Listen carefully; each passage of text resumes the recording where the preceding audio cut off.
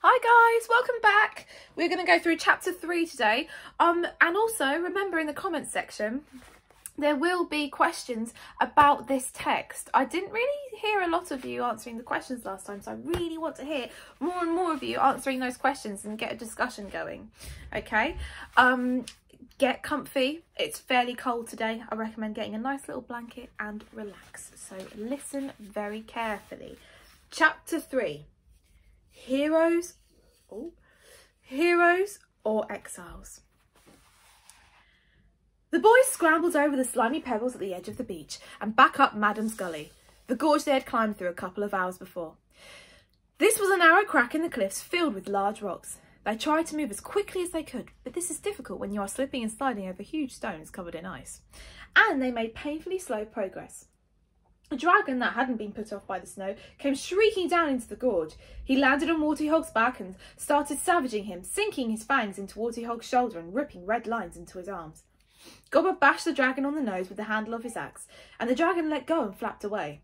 But a whole wave of dragons replaced him, pouring into the canyon with awful rasping cries, fire shooting from their nostrils and melting the snow before them. Talons spread wickedly as they swooped downward. Gobber stood, legs wide apart, and whirled his big double-headed axe. He threw back his great hairy head and yelled a terrible primeval yell that echoed down the sides of the gorge and made the hairs on the back of Hiccup's neck stick straight up like the spines on a sea urchin. Individually, dragons tend to have a healthy sense of self-preservation, but they are braver when they hunt in packs. They knew now that they had the advantage of massive numbers, so they didn't check their flying for an instant. They just kept on coming. Gobber let go of the axe. Spinning end to end, the axe soared up through the soft falling snow. It hit the biggest dragon of the lot, killing them instantly, and carried on going, landing in a snowdrift hundreds of feet away and disappearing. This made the rest of the dragons think a bit. Some of them scrambled over each other in their haste to fly away, yelping like dogs. The others came to a halt, hovering uncertainly, screaming defiance, but keeping their distance. "Waste of a good axe," grunted Gobber. "Keep going, boys, they'll come back." Hiccup needed no encouragement to keep going. As soon as he got out of the gorge and onto the marshy land behind it, he broke into a stumbling run, every now and then falling flat on his face in the snow. Some time later, when Goblin reckoned they were a safe distance from Wild Dragon Cliff, he yelled at the boys to stop. Very carefully he counted heads again to check he hadn't lost anybody. Gobber had spent an unpleasant 10 minutes standing at the mouth of the dragon's cave, wondering why there was such a terrible racket, and what was he going to say to Stoic the Vast if he lost his precious son and their heir for good? Something tactful and sensitive, he supposed, but tact and sensitivity were not Gobber's strong points, and he took the first 5 minutes to come up with, "Hiccup, copped it, sorry," and then spent the second 5 minutes tearing his beard out. Consequently, although secretly mightily relieved, he was not in a good mood, and as soon as he could get his breath back, he exploded all over the place as the boys stood shivering violently in a bedraggled line. "Never in 14 years have I come across such a load of hopeless barnacles as you lot. Which of you useless mollusks was responsible for waking up the dragons?" "I was," said Hiccup, which wasn't strictly true. "Oh, that's brilliant," bellowed Gobber. "Just brilliant. Our future leader shows off his magnificent leadership skills at the tender age of 10.5. He does his best to annihilate himself and the rest of you in a simple military exercise." Snotlout sniggered. "You find something amusing about that, Snotlout?" asked Gobber with dangerous softness. "Everybody is on limpet rations for the next 3 weeks. The boys groaned. "Smart work, Hiccup," sneered Snotlout. "I can't wait to see you in action on the battlefield." "Silence!" yellowed Gobber. "This is your initiation, not a day out in the country. Silence, or you'll be on lunching on lungworms for the next of your lives." "Now," continued Gobber more calmly, "although that was absolute mess, it wasn't a total disaster. I presume that you do all have a dragon after that fiasco?" Fishlegs took a sideways glance at Hiccup, who was staring straight ahead. "Lucky for you," said Gobber ominously. "So you have all passed the first part of the dragon test. There are, however, still 2 parts that you have to complete before you can become full members of the tribe. Your next task will be to train this dragon yourself. This will be a test of the force of your personality. You will assert your will over this wild creature and show it who is master. Your dragon will be expected to obey simple commands such as go and stay and hunt fish for you in the way that dragons have hunted for the sons of Thor since anybody can remember. If you are worried about the training process, you should study a book called How to Train Your Dragon by Professor Yobbish, which you will find in the fireplace of the Great Hall. Suddenly, Gobber looked very pleased with himself. I stole that book from the Meathead Public Library myself, he said modestly, regarding his very black fingernails right from the nose underneath the hairy, scary librarian. He never noticed a thing. Now that's burglary for you.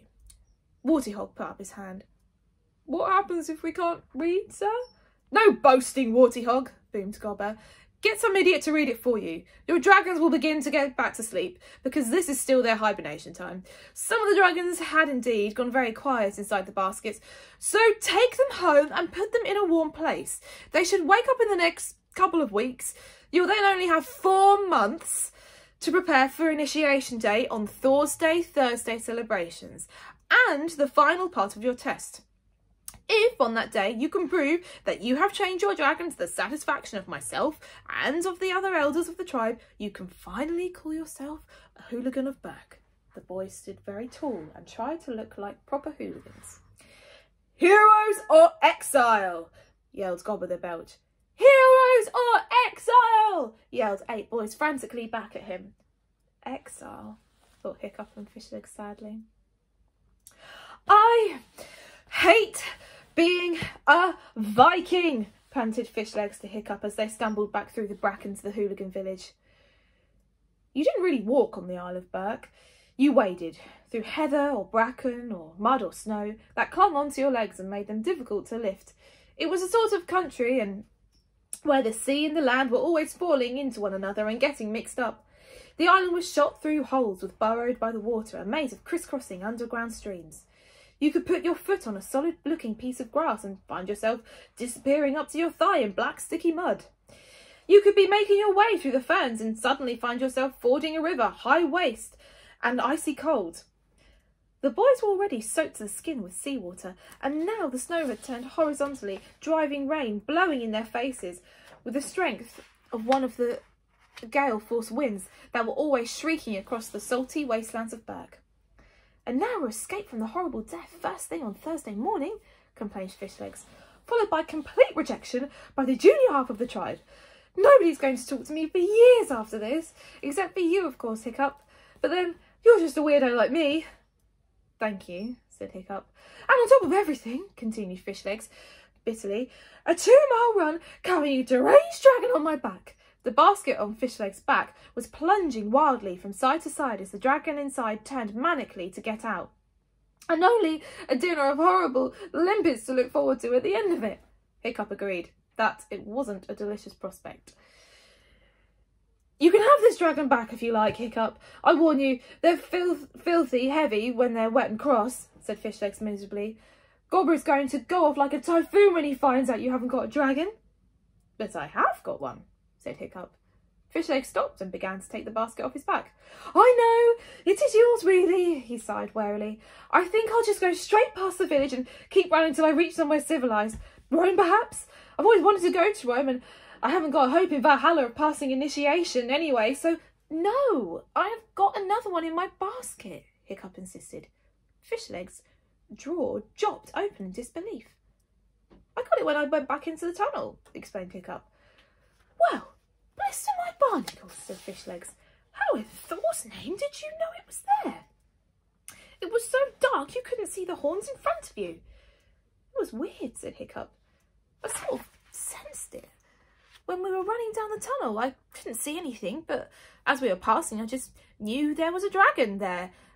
It was meant to be my dragon.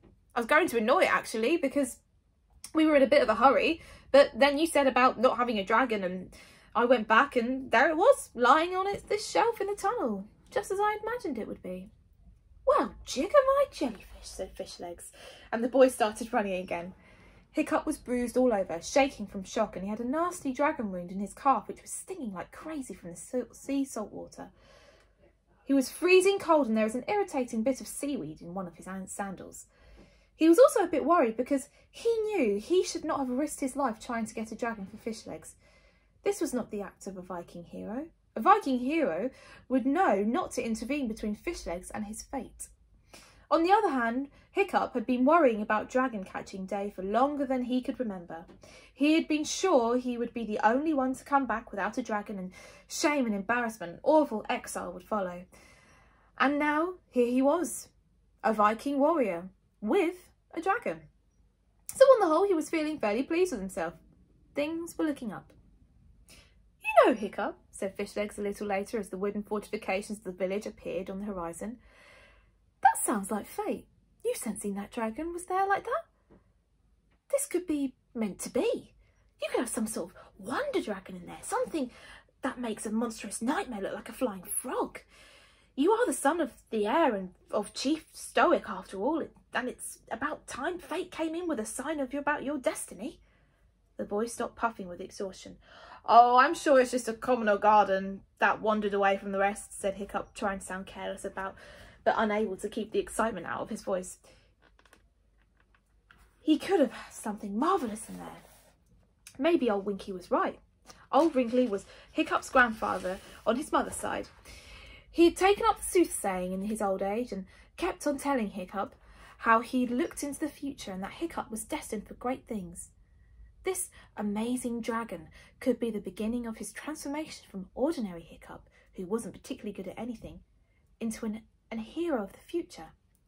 Hiccup took the basket off his back and paused before opening it. "It's very still, isn't it?" said Fishlegs, suddenly less certain of the fate theory. "I mean, it isn't moving at all in there. Are you sure it's alive?" "It's just very deeply asleep," said Hiccup. "It was stone cold when I picked it up." Suddenly, he had a strong feeling that the gods were on his side. He knew that this dragon was alive. With trembling fingers, Hiccup undid the latch, took off the lid of the basket and peered in. Fishlegs joined him. Things weren't looking so good anymore. There, curled up, fast asleep in the bottom of the basket, in a tangled dragon knot, lay perhaps the most common or garden dragon Hiccup had ever seen. Absolutely the only extraordinary thing about this dragon was how extraordinarily small it was. In this it was truly extraordinary. Most dragons that the Vikings used for hunting purposes were about the size of a Labrador dog. The adolescent dragons the boys were collecting weren't quite that big, but they were nearly fully grown. The dragons were more comparable to a West Highland Terrier. Hiccup couldn't think how he'd overlooked this when he'd picked the dragon up in the tunnel. He supposed miserably that it was rather a pressured moment, with that 300,000 dragons trying to kill him at the time, and dragons in a deep sleep coma do tend to weigh more than they do when they're awake. "Well," said Hiccup at last, "that's a sign, if you like. You reach for a deadly nadder and what do you get? A basic brown. I grab a dragon in the dark and what do I get? A communal garden. The thing is, the gods are telling us we're communal garden folk, Fishlegs. You and I, we're not meant to be heroes." "It doesn't matter about me," said Fishlegs, "but you're meant to be a hero, remember? Son of the chief and all that? And you will be one. I know you will." Fishlegs put the basket back on Hiccup's back and they trudged towards the village gates together. "At least, I sincerely hope you will. I don't want to be following Snotlout into battle. You've got more ideas about military tactics in your little finger than Snotlout has in his whole fat head." While that may have been true, not only was Hiccup not about to be the future star of dragon training, but with this particular dragon, it was going to be difficult for him to take his familiar place fading into the background. It was so small, it was going to make him look ridiculous. It was so small that Snotlout was going to have some very unpleasant things to say about it. That is the end of chapter 3.